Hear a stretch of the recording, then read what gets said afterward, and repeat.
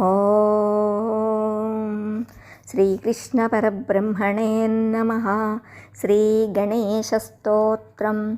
ఓం ఓం ఓంకార రూపం త్రహమితి చ పరం యత్స్వరూపం తురీయం త్రైగుణ్యాతీత నీలం కలయతి మనసస్తేజ సింధూరమూర్తిం योगीन्द्रा ब्रह्मरन्ध्रे सकलगुणमयं श्रीहरेन्द्रेण सङ्गं गं गं गं गं गणेशं गजमुखमभितो व्यापकं चिन्तयन्ति.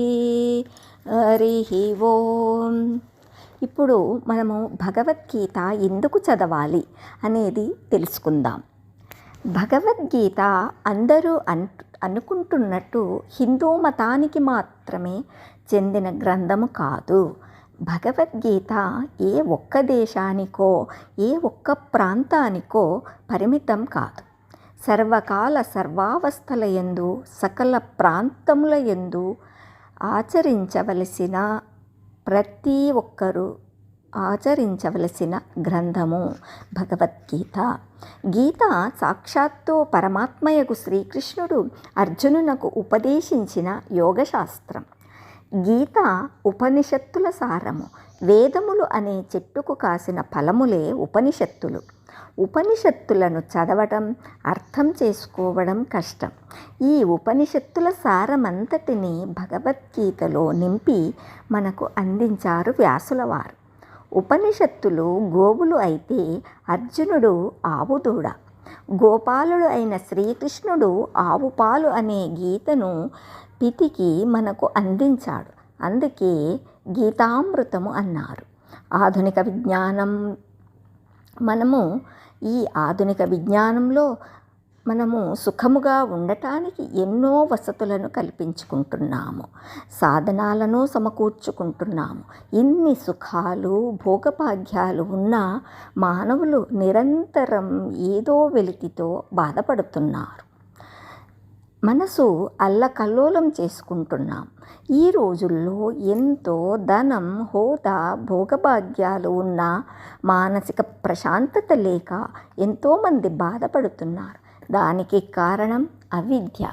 ఈ అవిద్య పోవాలంటే ఉపనిషత్తుల సారమైన భగవద్గీతను అధ్యయనం చేయడం ఒకటే మార్గం, మరొక మార్గం లేదు. గీతను అధ్యయనం చేయడం మాత్రమే కాదు, దానిని అందరూ ఆచరించాలి అని తెలుసుకోవాలి. మనసులో రజోగుణము తమోగుణము ఉంటే ఎన్ని పూజలు, రథాలు, యజ్ఞ యాగాదులు చేసినా ప్రయోజనం ఉండదు. కాబట్టి రజోగుణ తమోగుణాలను వదులుకోవాలి, సత్వగుణాన్ని అలవరుచుకోవాలి, పరమాత్మతత్వమైన నిర్గుణత్వాన్ని అలవరుచుకోవాలి అని గీత బోధిస్తుంది. భగవంతుని పైన భక్తి ఉంటే సరిపోదు, సాటి మానవుల మీద, సాటి ప్రాణుల మీద జాలి, దయ, కరుణ కలిగి ఉండాలి అని బోధిస్తుంది గీత.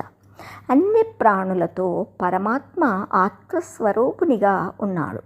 సాటి మానవులను ద్వేషిస్తే, సాటి ప్రాణులను హింసిస్తే అది పరమాత్మను ద్వేషించినట్టు, హింసించినట్టు అవుతుంది అని నొక్కి చెప్పింది గీత.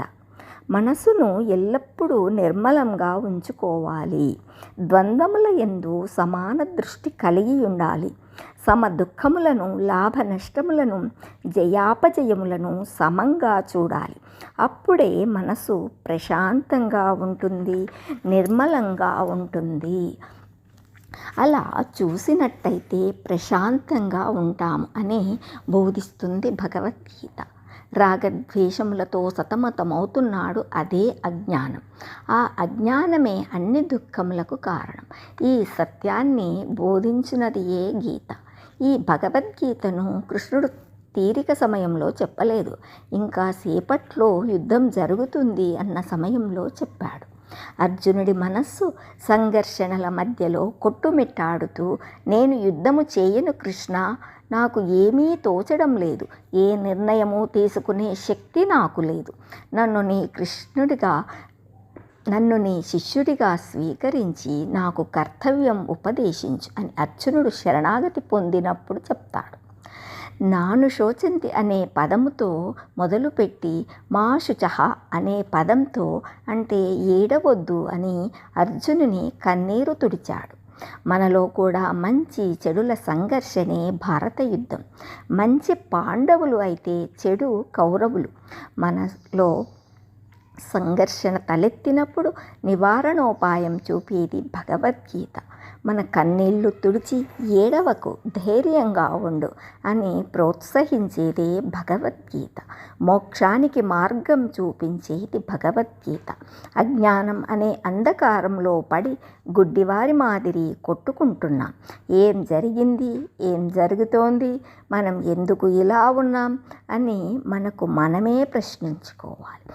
అప్పుడే మనకు గీత చదవాలని, వినాలని జిజ్ఞాస కలుగుతుంది. మన పెద్దవాళ్ళు చెప్పారు, గీత నేర్చుకో, రాత మార్చుకో అని. కాబట్టి మనము రేపటి నుంచి రోజు ఒక శ్లోకాన్ని నేర్చుకుందాం. హరి ఓం తత్సత్.